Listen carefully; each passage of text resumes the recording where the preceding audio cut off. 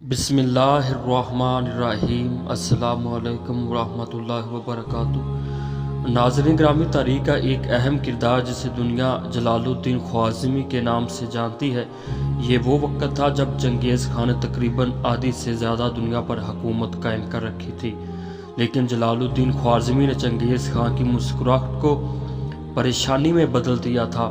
آخرکار چنگیز خان یہ کہنے پر مجبور ہوا کہ خوش نصیب ہے وہ باپ جس کا بیٹا جلال الدین جیسا ہو، اور مبارک ہیں وہ مائیں جو ایسے بیٹے کی پرورش کرتی ہیں۔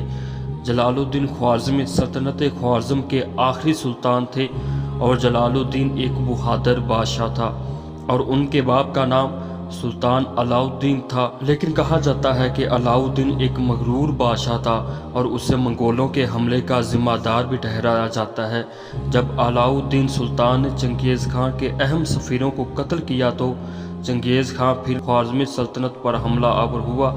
جب چنگیز خان 1219 عیسوی میں اپنے لشکر کے ساتھ حملہ آور ہوا تو جلال الدین خوارزمی نے اس کا مقابلہ کرنا چاہا، لیکن سلطان الدین نے کوئی اتفاق نہ کیا اور کہنے لگا کہ ہمیں چنگیز خان اور اس کی فوج کو سمرقند اور بخارا کی فوج کے ساتھ لڑنے کا موقع دینا چاہیے۔ جب منگول کمزور ہو جائیں گے پھر ہم ان پر حملہ کر دیں گے۔ لیکن چنگیز خان اپنے لشکر کے ساتھ سمرقند اور بخارا پر حملہ آور ہوا اور اس نے ان علاقوں کو تباہ و برباد کر دیا۔ منگول سمرقند اور بخارا کے بعد آگے بڑھے۔ الدین نے اپنا شہر چھوڑ کر بھاگ گیا اور کسی جزیرے میں پناہ لے لی اور وہیں بیمار ہو کر مر گیا۔ چنگیز خان نے ہیوا شہر پر حملہ کیا، خون کی ندیاں بہا دی۔ الدین کے بعد ان کا بیٹا جلال الدین خوارزمی بادشاہ بنا۔ جلال الدین نے اپنی حکمت عملی کے ساتھ پھر فوج بنائی اور منگولوں پر حملے شروع کر دیے، حتیٰ کہ سلطان جلال الدین افغانستان پہنچ گیا، اور وہاں جا کر سلطان نے تاجک اور خوارزمی قبائل کی مشتمل فوج بنائی، اور اس کے بعد جلال الدین کی چنگیزی فوج سے لڑائی ہوئی۔ یہ پہلی جنگ تھی جس میں چنگیز خان کو شکست ہوئی۔ جب چنگیز خان کو پتہ چلا کہ میرے لشکر کو شکست ہو چکی ہے تو وہ اپنے بیٹوں کے ساتھ جلال الدین کے تعاقب میں نکلا۔ جلال الدین بھی چنگیز خان سے لڑنے کے لیے تیاری کر رہا تھا کہ جلال الدین کے ساتھ ایک تاجک سردار کا کسی بات پر اختلاف ہوا اور وہ اسے چھوڑ کر چلے گئے۔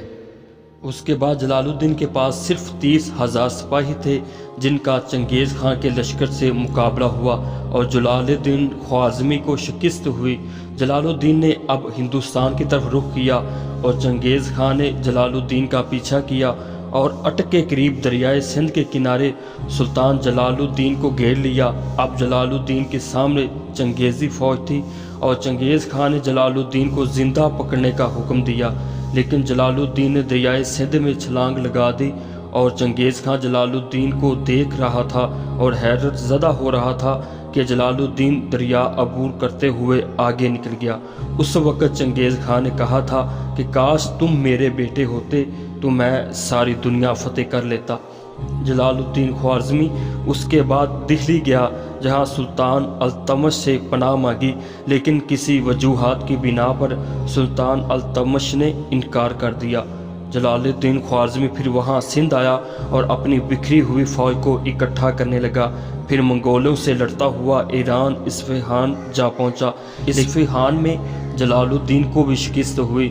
اس کے بعد جلال الدین تبریز پہنچے، وہاں بڑی اسلامی طاقتوں سلطان الدین اناطول میں مصر کے ایوبی سلطنت کے سلطان الکامل اور بغداد میں خلیفہ مستنصر باللہ کو مدد کے لیے خط لکھا، لیکن سلطان الدین کی وجہ سے جلال الدین کو کوئی بھی مدد نہ ملی۔ پھر اس کا مقابلہ سلطان الدین کیقوبا سے ہوا، لیکن جلال الدین کو شکست سے دوچار ہونا پڑا۔ اس شکست کا جلال الدین خوارزمی کو گہرا صدمہ ہوا اور وہ ان لوگوں سے رپوش ہو گئے۔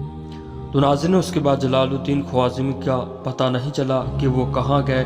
کچھ لوگوں کا خیال تھا کہ جلال الدین ایک بڑی زبردست فوج تیار کر رہے ہیں جو کسی بھی وقت ظاہر ہو سکتے ہیں، اور کچھ لوگوں کا یہ خیال تھا کہ وہ جنگلوں میں گوشہ نشینی اختیار کر چکے ہیں، اور کسی نے کہا کہ انہیں درویش کے لباس میں کہیں دیکھا گیا ہے۔